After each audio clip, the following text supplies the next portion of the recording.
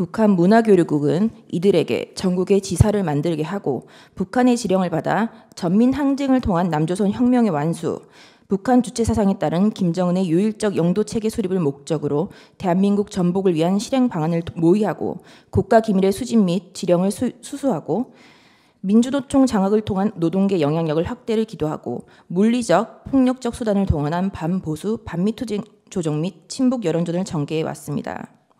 북한에서 이들에게 내린 지령입니다. 2019년 1월 24일에 내린 지령입니다. 기아차 화성공장과 강주공장을 장악하라.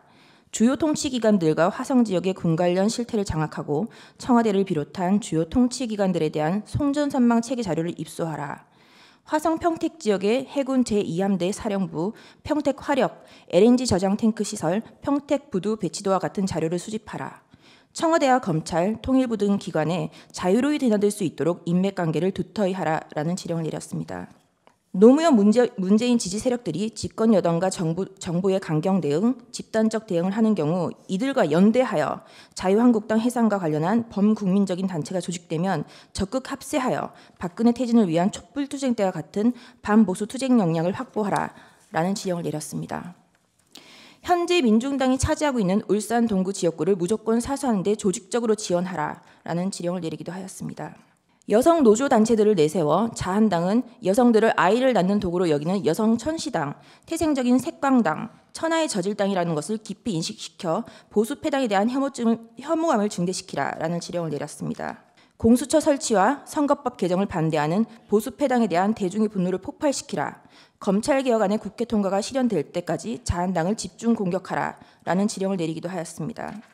4월 15일 실시된 21대 국회의원 300명의 인적사항을 5월 3일 모두 제공하였습니다. 고위공직자 범죄수사처 설치와 부정선거 의혹까지 들고 나오는 미통당 것들의 적폐무리, 선거 부정집단, 반통일 세력으로 배격하도록 항의투쟁하라라는 지령을 내렸습니다. 일본 후쿠시마 원전 오염수 방류 관련 반일 민심을 부추겨 일본과 갈등을 되돌릴 수 없는 지경에 몰아넣도록 하고 선전 홍보 수단들을 이용하여 한반도와 주변 나라들에 대한 핵테러 행위로 단죄하는 기사들을 집중 게재하게 하라라는 지령을 내렸습니다. 아까 차기한 변호사님께서 말씀하신 것처럼 이러한 지령과 갈등으로 인하여 후쿠시마 괴담으로 인한 사회적 비용이 1조 6천억 원이 투입되었다는 기사입니다. 도쿄올림픽 경기대회 참가 거부, 일본 수산물 전면 수입 금지, 일본 상품 불매 운동 등과 같은 대일 강경 입장을 취하게 하라라는 지령을 내렸습니다. 국가보안법 폐지를 요구하는 청원운동 10만 명이 달성되었습니다. 이에 대한 동의는 간첩 지령에 의한 성과라고 칭송하고 있습니다. 언론노조를 중심으로 민주언론시민연합과 같은 언론시민단체들과 연대해 조선일보 폐간운동본부를 활동을 진행하도록 하라라는 지령을 내리기도 하였습니다. 윤석열에게 공격의 화살을 집중하여 국민의힘 것들을 궁지에 몰아넣으라라는 지령을 내렸습니다. 윤석열이 당선되어 친미 사대적이고 반민중적이며 반통일적인 보수정권이 들어섰다. 집권 초기부터 윤석열 패거리들에 대한 실천투쟁을 공세적으로 조직 전개하라라는 지령을 내렸습니다.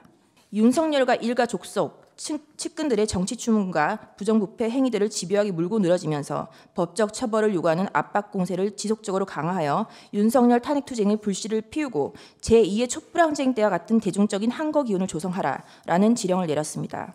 보수 텃밭인 영남에서 김땡땡이 국민의힘 후보를 꺾고 당선된 것은 영업 일부와 진보 사당이 후보 단일화를 통해 이룩한 쾌거이다라고 칭송하였습니다.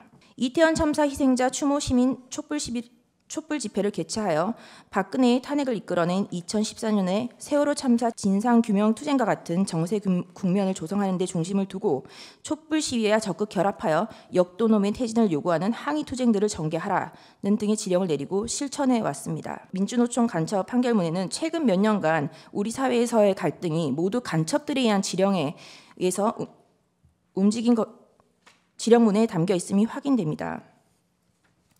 을제 77호증의 1, 2는 2024년 12월 19일 이화영 대북송금 사건의 판결문과 보도자료입니다.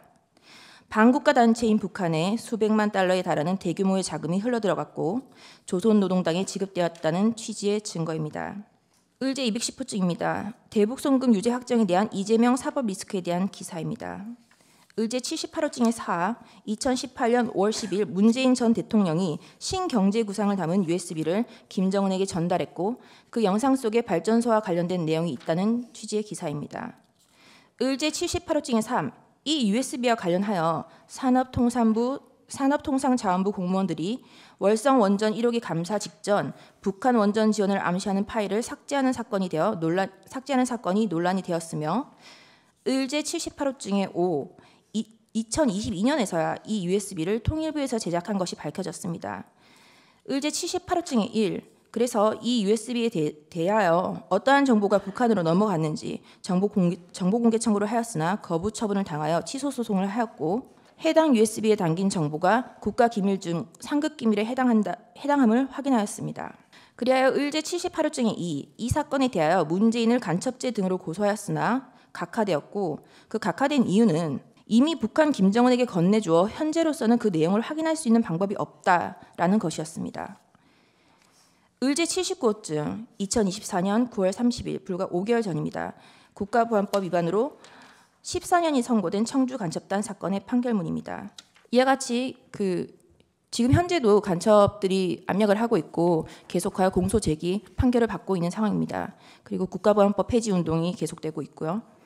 을제 81호증입니다.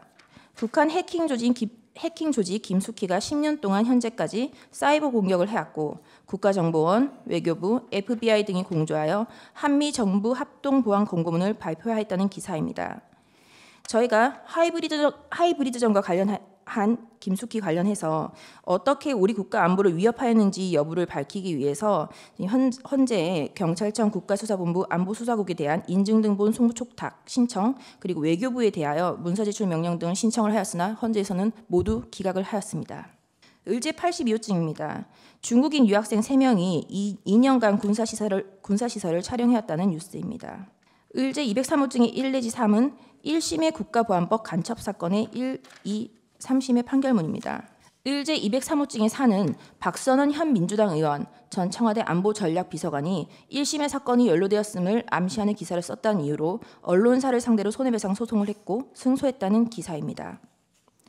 다음은 여인영으로부터 23시 06분경 국회를 봉쇄하고 있다고 위치 추적을 받았다는 홍장원의 진술이 거짓일 수밖에 없는 증거입니다.